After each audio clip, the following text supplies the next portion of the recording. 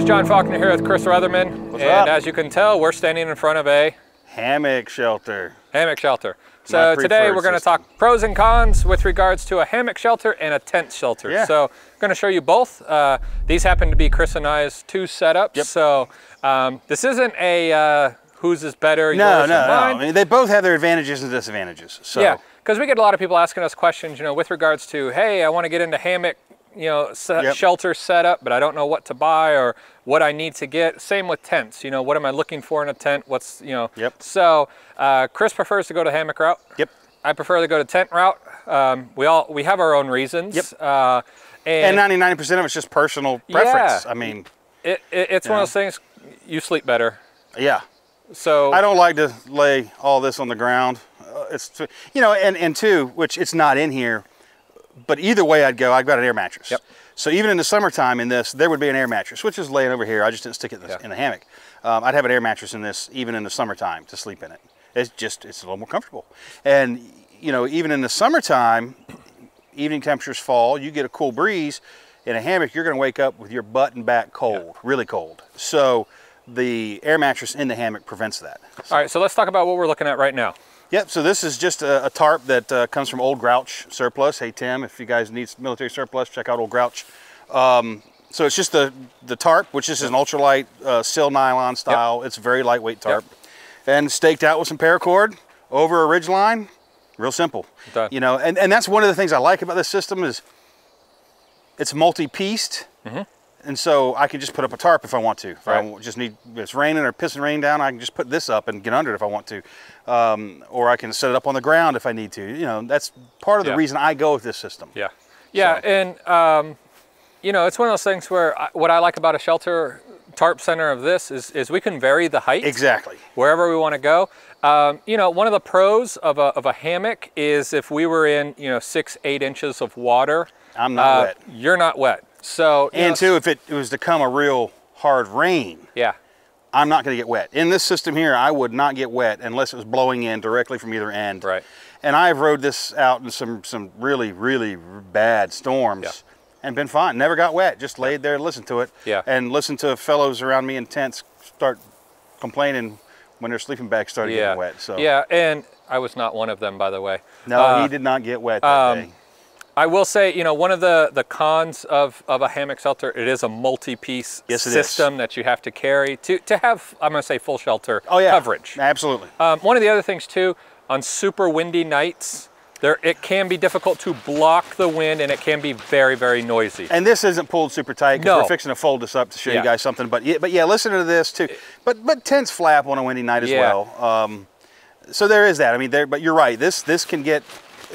And if the wind, if you didn't set right, if you didn't pay attention to prevailing winds when you set up, you could have a wind tunnel right here coming on you all night. Yeah, so if weather changes, if wind patterns shift, you can have coverage issues, I will say, with regards to your shelter. Absolutely. But most of the time, set up properly, you know, it's good to go.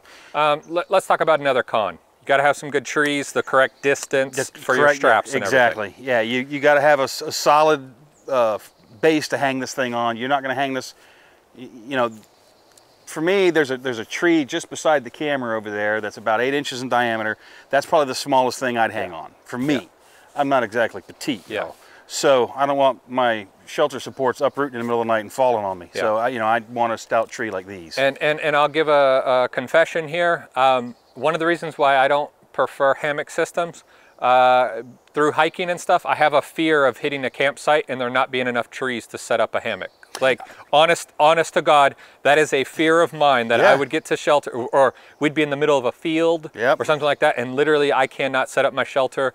Rain is coming in, bad weather, and now I'm trying to find something in order to get myself And that's a legit concern. You know, we live in Florida, so Florida's fairly heavily wooded, and it's clear areas are the uncommon versus the common. So for here, this works great. Middle of Texas, this wouldn't be such a good idea. Yeah. You know, and I know some of you Texans are going to say, we got trees. We know you do. We're just talking about in general.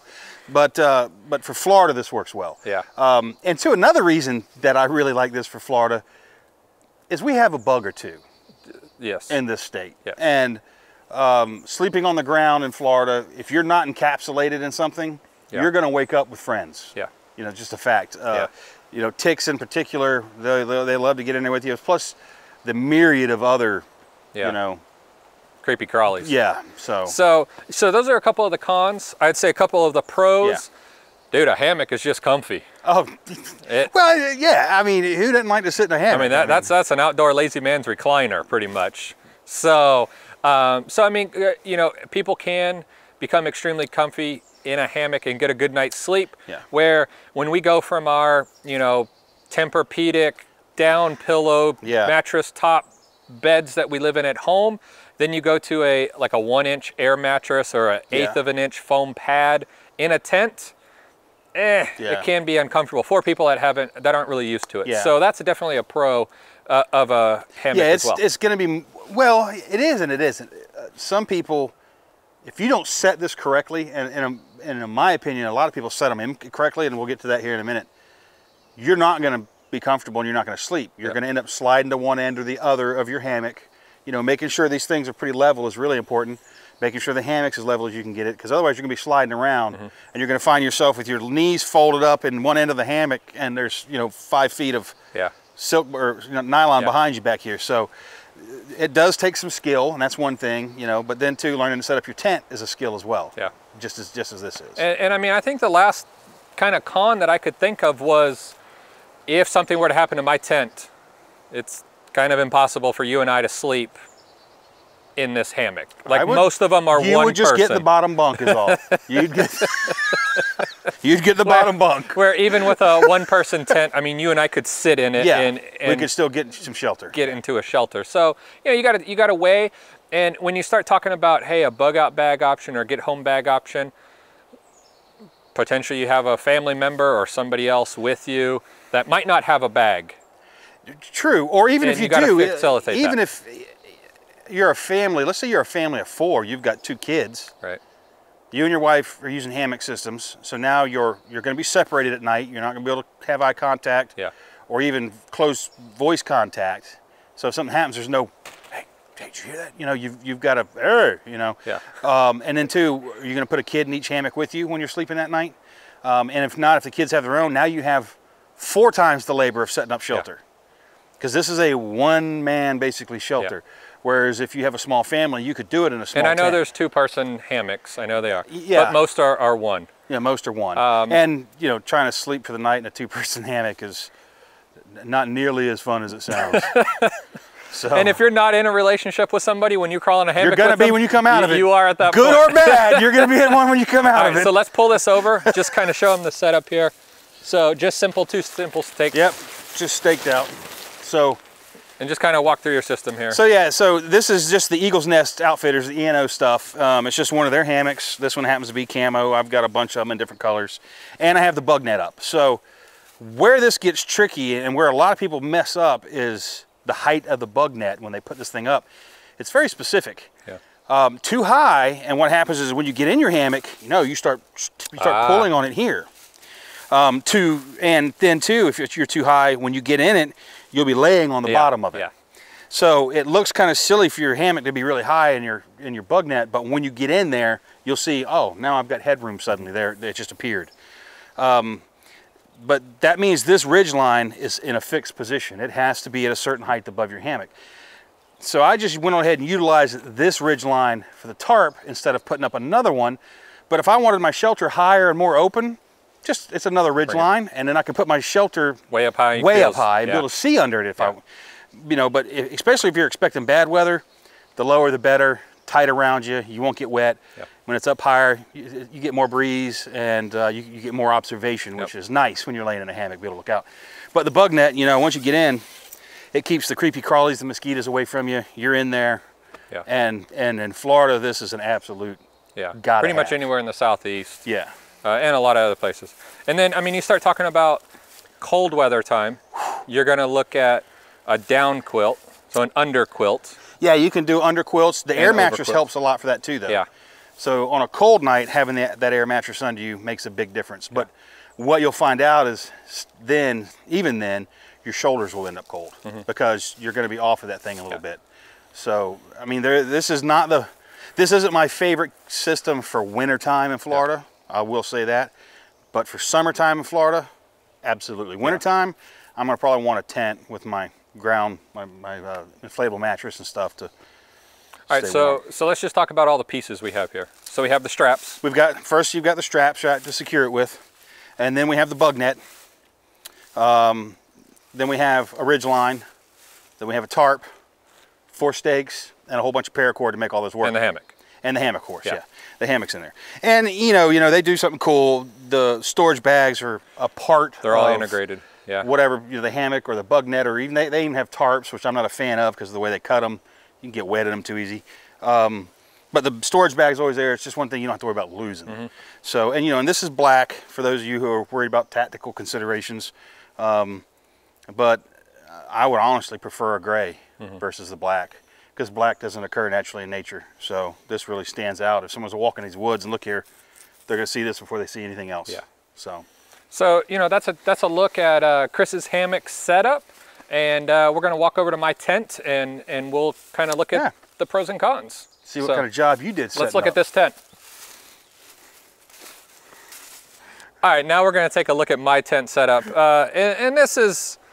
It's an interesting little tent. It's an interesting And I've seen you use it. Yeah, so. many times. Yeah, yeah. So this is made by a company called Z-Packs, made here in Florida. Z-Packs is a company that is designed and really geared towards ultra lightweight backpackers. I love a ton of their stuff. This fabric is called Dyneema or Cuban fiber. This is literally the lightest, strongest material made by man, pretty much. It's extremely lightweight. This tent setup is under a pound.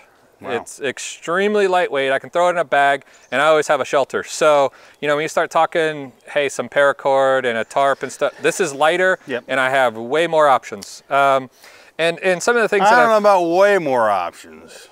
I know I have the option that I need all the time. Okay, all right. So some of the things that really drew me to this tent was not only the weight, but I'm a bigger guy. I'm 6'5", 220, and this tent fits me really well.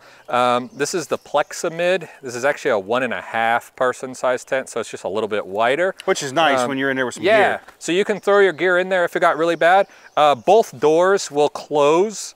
We just have them open so you can kind of see inside. Both doors will close, or you can close just one and throw your backpack in this area. Yep. The parts of this tent that I love, it has like a 6-inch bathtub. So, I mean, it could be some running water going under this. As long as it's not 6 inches tall, it's not going to come in. And then it has a 100% integrated bug net. Yeah. So we can leave it open as long as I'm in there. Ain't no bugs bothering me for the night. So, yeah, one of the classes that Chris and I took, it was like monsoon. Oh, we had people's shelters coming down in the rain. It was bad. They learned a hard lesson that day. And this thing just sat there. It takes and I lived in that over there. Yeah. Same night he slept. Now he was in. John set his shelter up in an open grass field. Yeah. There was no overhead cover. Yep. And I'm looking like, man, that's gonna be hot as hell out there to start with in a tent, which is one of the things I dislike about tents. Is you're in open sun. Oh my God, they get hot. Yep. I set my shelter up in kind of the same kind of this sort of stuff. Yeah. But neither one of us got wet that night. Yeah. We did have some people that set their shelter up, and sadly it came down. Yeah. We actually had to get some other shelters that other people had brought to keep them dry. Fortunately, we had enough kit with us that we were able to house them for the night, which worked out well. So this really does what I want it to do. Number one, it keeps me dry. Number two, it keeps the bugs out. That's it. So that's really what I'm looking for in a tent. You can use either the carbon fiber pole that comes with it. It's just a 1-pole tent, or you can use a trekking pole if you carry that. I use that as well. Goes up super fast. Yeah, he had this up in half the time it took me. Yeah. So it's just one of those things. I've used it a ton. It comes in there like camo, real tree kind of camo print. It's a little shiny. It's really shiny. But it blends in pretty well. So this is the setup I use. Now, pros of a tent. I can keep all my gear, everything in with me. Yeah. I won't tell you the amount of times that, dude, squirrels, chipmunks, even spiders, nasty stuff got into my bag. Leaving it outside? Leaving it outside. Oh, yeah. And which I have to do. My bag will typically, if it's not raining, I'll be propped against the tree supporting the shelter. And if it starts to rain, I just drag it under it. But like he just said, we did one another time. I woke up with carpenter ants in my pack in the morning. You remember? Yeah. So you gotta get those guys unhoused now, and they're diligent about staying. So there's a definite benefit to being able to lock your stuff up. And a second benefit, it'd be tight with Chris and I, but we could sit in here and, you know, lay down even in here if we had to for a night. So you can accommodate 2 people in even this tent if need be. Some of the cons, you're laying on the ground. Yeah. So, you know, if you have uneven, rocky ground, wet ground, you're gonna feel it. Yeah. You know, and that's something that it takes some time to get used to. Well, that and too, it goes with site preparation. You know, before you set this thing up, you're going to look at the ground, you're going to kick the sticks and stuff out of the way. You know, because again, you're going to sleep on this, so you're going to do what you can to make it better for yourself. And I try to tell people, you know, you're in a tent, but you're on the ground. Yeah, you're on the ground. So you know, so there's some things you have to take in consideration there. You know, some of the other cons, there's some pieces that have to go with most tents: poles, stakes. Guidelines, things like that can break, can rip. And you got to keep track of. Yeah, you got to keep track of them. You know, Cuban fiber is pretty much 100% water resistant. I mean, it will take a ton before it starts to seep through. This is a single wall tent, so you can't get condensation on the inside on cold nights, but you know, you can deal with that. Some tents, you know, even silk nylon and stuff, they'll start to soak in after time. Anything that's like DWR coated, DWR coated, it'll eventually soak well, in. And two, when you're talking about condensation, you know, if you're in a tent, especially if you're in there with 2 people, you're gonna get condensation. Yeah. And when you bump the walls, you're gonna get wet. I'm just trying to remember where I was the last time, because I was just recently in a tent, but I can't remember where we were at.